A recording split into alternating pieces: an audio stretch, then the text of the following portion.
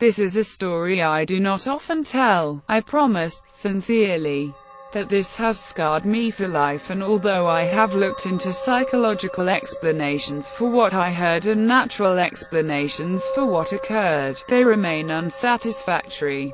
When I was a child, I was scared of the dark. I swore to my mother I heard voices in it. They were not evil, but they were not familiar, and so they scared me. It was not uncommon in the middle of the night for me to wake up and hear whispers, as I would call them when asking my mom. She figured they were just bumps in the night, and typical kids' nightmare material. I tried often to explain to her that it was more than that.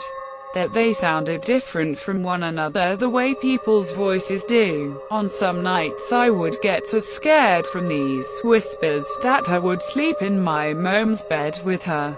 It was an added bonus that the bathroom was directly outside of her bedroom door for my late-night tinkles. I should add at this point that when walking out into the hall to go to the bathroom, you looked directly down the stairs that would lead you into my living room on the first floor, as my mom's bedroom was on the second floor. On one such night, around Christmas, I awoke and felt the need to relieve myself. I walked out from the door and distinctly heard the phrase, "Look," and to my astonishment, a red light, almost like a spotlight, was cast upon the wall at the very bottom of the stairs. The light had no other source, it was by itself, and I was transfixed by it. Being a little kid, and it only being a few days from Christmas, I knew what this light was. It was Santa. How else could he get into my house to know I was being a good boy? I was so excited I began walking down the stairs to greet him, picking up my pace after the second step as it began to creep off the wall and fade into the darkness in my living room. That's when I heard him, a very strong, masculine voice. Different from the first, not at all like my father's. Not to say he isn't masculine, it was just distinctly different. It said, "Stop, right now, go back up those stairs." I listened, turned around.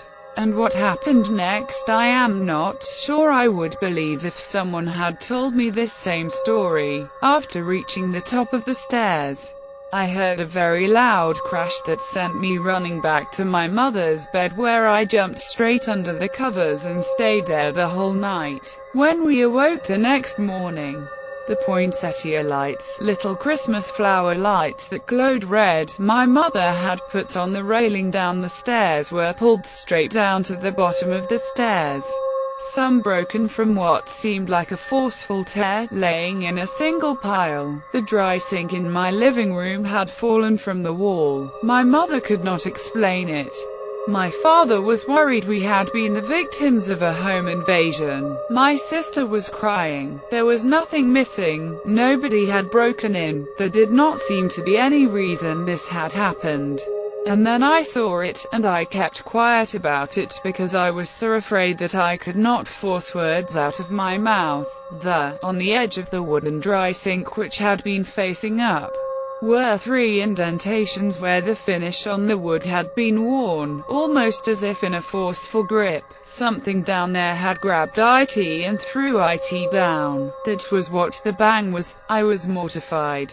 After that day I never heard a single voice again. I do not like to imagine what was waiting downstairs for me that night, if it was anything at all.